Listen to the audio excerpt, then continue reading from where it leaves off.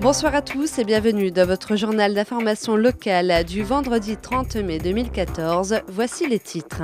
Pour commencer ce journal, retournez à la belle époque et plongez dans l'univers festif des gaguettes d'autrefois. Depuis 20 ans, EDF soutient le handisport.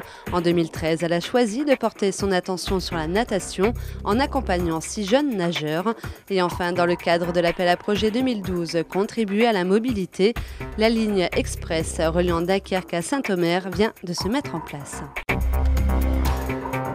Dans le cadre de la commémoration du début de la Première Guerre mondiale et en partenariat avec le service culture, l'espace de Castéquer a organisé un après-midi gaguette. L'ambiance de la belle époque a ainsi été reconstituée. L'harmonie batterie municipale, le CAAC, l'amateur turbulent, les petits baigneurs, les matelotes et le centre équestre, ils étaient tous là pour animer la guinguette de l'espace culturel de Castéquer. Cette guinguette, elle était organisée en fait pour commémorer le centenaire du début de la Grande Guerre. Et nous, on a pris l'option de recréer, je dirais, l'ambiance d'avant-guerre. Parce que si on regarde chronologiquement la chose, la guerre a été déclarée le 3 août 1914. Aujourd'hui, on est le 19 mai. Et là, on est en train de vivre l'ère de la belle époque. Donc à travers ça, on a essayé de reconstituer, je dirais, l'ambiance de cette époque-là, artistique, culturelle et festive. Et je pense qu'à ce moment-là où ils le vivaient, ils n'étaient pas encore conscients qu'ils vivaient la belle époque. La guerre est arrivée après. Et nous, on veut vivre les meilleurs moments. Sur scène, un groupe reconstitué pour l'occasion s'est occupé de mettre l'ambiance. Et la troupe de l'amateur turbulent, quant à elle, a réalisé quelques scénettes tirées des journaux de l'époque. Une Parisienne, Madame Pelletier, se donnant comme ex-interne d'une maison d'aliénés, a fait une conférence sur ce sujet. Le droit de vote pour les femmes. Oui ! Comme la guinguette était sur l'époque juste avant la guerre, on a regardé tous les journaux sur la ville de Gravelines quelques semaines avant. Donc, sachant qu'il y a plusieurs publications qui existent, le journal de Gravelines qui est tenu par Urbain Valentin, le maire de l'époque. Et à côté de ça, on a le journal des Forts qui est tenu par le groupe de l'opposition. Donc on a fait des recherches, on a essayé de trouver quand même des petites anecdotes pour que ça parle un peu plus au public présent aujourd'hui. Moi je suis plutôt allée chercher sur plus l'île et la région. Et j'ai par exemple découvert que la première femme avocate qui a été nommée en France était Madame Olympe Desmarais, qui était en fait la belle-fille d'Urbain Valentin, qui était à ce moment-là maire de Gravelines. Un voyage dans le temps, champêtre et convivial, qui s'est conclu par l'annonce de la mobilisation. Avis à la population! Ordre de mobilisation générale! Par décret du président de la République, la mobilisation des armées de terre et de mer est ordonnée. Le projet municipal Devoir de mémoire, en collaboration avec les associations patriotiques et les collèges de la ville, a pour objectif de sensibiliser les jeunes à l'importance de notre passé. Et pour les aider à retracer l'histoire, la Fédération Maginot vient de leur faire un don. Après l'Alsace et Verdun, les collégiens partiront dans quelques semaines sur les plages de Normandie pour y découvrir les lieux du débarquement. Et pour les aider dans leur séjour, un chèque de 2 000 € leur a été offert. Au niveau du service jeunesse, j'ai appris que la Fondation Maginot pouvait nous aider dans les voyages que nous faisions. Donc nous avons monté un dossier que nous avons envoyé à la Fondation Maginot. Il a été reçu favorablement.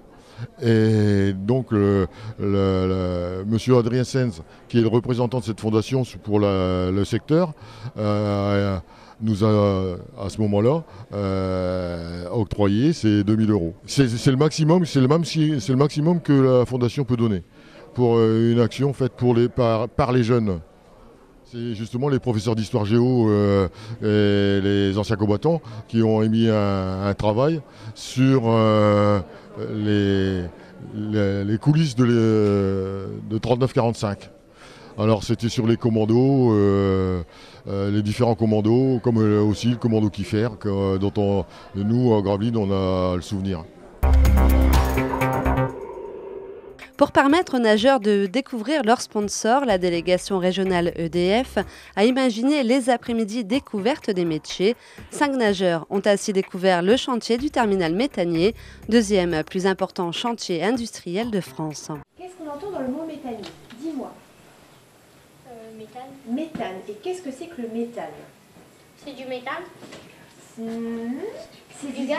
Alors. Depuis 2 ans, EDF soutient une équipe de nageurs handisport, une équipe de 6 sportifs de Dunkerque, Lille ou encore Valenciennes.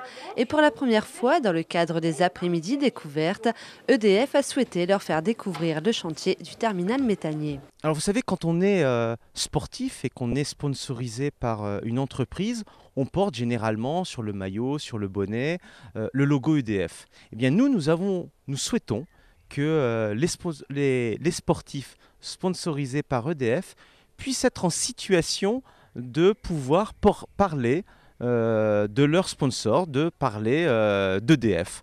Donc la meilleure façon pour eux encore de pouvoir parler de leur sponsor, c'est de mieux le connaître, d'où l'idée de leur proposer de visiter nos chantiers. Le gaz, le GNL, on va le charger dans les bateaux.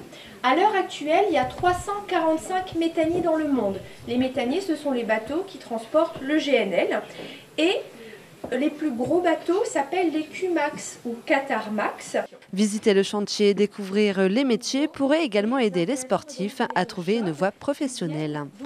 Et puis pour eux, qui sont avant tout des jeunes gens, des jeunes filles, des jeunes garçons, qui ont aussi des problématiques d'insertion professionnelle, d'orientation professionnelle, eh bien ça leur permet aussi de découvrir des métiers et pourquoi pas de les aider à nourrir un projet professionnel. Les après-midi découverte des métiers sera certainement renouvelée. Les sportifs pourront bientôt découvrir la centrale nucléaire de Gravelines, mais aussi l'un des centres d'appel d'EDF. 20 minutes de moins qu'un trajet habituel, un accès aux personnes à mobilité réduite ou encore des tablettes de travail. Les nouveaux équipements de la ligne express encouragent les voyageurs à délaisser leur voiture au profit du bus. Relier Dunkerque à Saint-Omer en bus en seulement 55 minutes, c'est dorénavant possible grâce à la nouvelle ligne express, un temps de parcours qui équivaut à un trajet en voiture. Il existe déjà une ligne Dunkerque-Saint-Omer, mais qui s'arrête dans de nombreuses villes, de nombreux bourgs, donc qui en termes de temps de parcours est moins performante. Alors elle a son rôle, elle fonctionne plutôt bien d'ailleurs, mais là il s'agissait de proposer une liaison rapide. Au niveau de service et donc de compléter finalement la ligne existante qui dessert déjà Dunkerque-Saint-Omer. 4 allers et retours quotidiens sont mis en place. La liaison Dunkerque-Saint-Omer ne dessert que 2 communes, Bourbourg et Watt. Il y a un potentiel de voyageurs sur ces deux sites, avec des déplacements qui peuvent être aussi entre les sites eux-mêmes. Donc il y avait du potentiel et ça permettait comme ça de multiplier les types de déplacements proposés aux voyageurs. Par semaine, près de 300 usagers utilisent cette ligne. On a un départ qui s'est fait relativement tranquillement avec une douzaine de voyageurs par service qui empruntent en moyenne cette ligne-là. Une communication qui s'est faite ces derniers mois pour justement intéresser davantage de personnes, notamment des étudiants qu'on essaye de cibler puisque les sites de l'université sont à la fois sur Dunkerque et sur Saint-Omer, mais aussi tout type de déplacements professionnels, personnels qui peuvent qui peuvent être intéressés par cette ligne. Inciter les usagers à laisser leur voiture au garage pour emprunter le bus est l'un des objectifs de cette ligne express. Jusqu'au 1er juin, la salle polyvalente de Brouckkerque accueille un stage d'arts martiaux japonais avec la participation des clubs de Rumegem, Brouckkerque et Bois d'Aghem. Faire évoluer et progresser les élèves dans la maîtrise des arts martiaux japonais, c'était l'objectif du stage de l'Ascension, animé par un expert de la discipline qui chapeaute les clubs de Rumegem, Brouckkerque et Bois d'Aghem. C'est Alain Guibert qui nous a enseigné ce matin l'Iaido, qui pratique l'Iaido, le Qigong, l'Akijitsu. Il a fait dans sa jeunesse du karaté. Donc c'est quelqu'un qui est très complet, très pointu dans ce qu'il fait.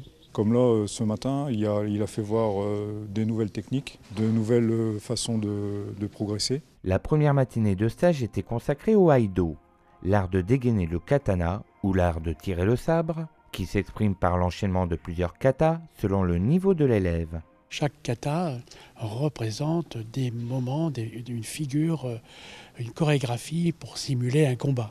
Les katas se travaillent seuls, mais en fait on peut simuler avec une attaque directe et le kata sert de défense et de riposte. Après avoir démarré l'activité par un échauffement avec des bokken, autrement dit des sabres en bois, les élèves ont travaillé les enchaînements de kata avec leurs sabres. Des enchaînements de plus en plus complexes mais adaptés au niveau de l'élève. C'est pas une recherche de compétition, c'est pas une recherche d'accélération, c'est pas une recherche de vitesse, c'est une recherche beaucoup plus profonde que ça, le iaido. On peut avoir 80 ans et continuer à pratiquer le iaido. On peut démarrer très jeune aussi. Ça apporte une très grande stabilité, une très vive harmonie du corps et de l'esprit et ça demande une concentration très, très puissante quand même. Ce stage d'arts martiaux japonais se poursuit jusqu'à dimanche avec la venue de Jean-Louis Badet, diplômé Japon de l'école traditionnelle Akoryu Jiu-Jitsu, qui va enseigner divers autres arts martiaux japonais.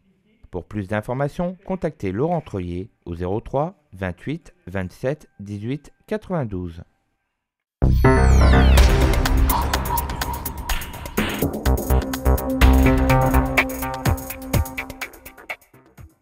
Voilà, c'est la fin de cette édition. Merci à tous de l'avoir suivi. L'information locale revient lundi à partir de 18h30. Bonne soirée à tous et bon week-end sur Delta TV.